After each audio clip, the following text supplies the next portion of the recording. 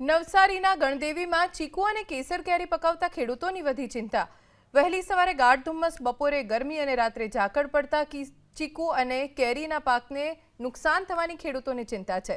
શિયાળાની શરૂઆતમાં જ આંબા પર મોર અને ચીકુ પર ફૂલ બેસવાની પ્રક્રિયા શરૂ થતી હોય છે, પણ વાતાવરણમાં આવતા સતત ઉતાર ચઢાવના કારણે ખેડૂતોને ફ્લાવરિંગમાં ફૂગ લાગવાની અથવા તો ખરી પડવાની ભીતિ છે।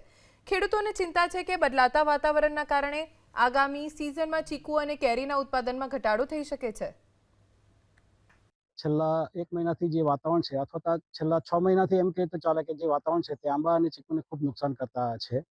અને હમણાં જે આ માવઠું થયું અને સવારે વાદળ એટલે ધુમ્મસ થાય અને પાછું છે તે બપોરે ગરમી પડે પછી ઠંડી, એટલે જે રીતનું વાતાવરણ છે તે ચીકુ અને આંબા બંને માટે તકલીફવાળું છે।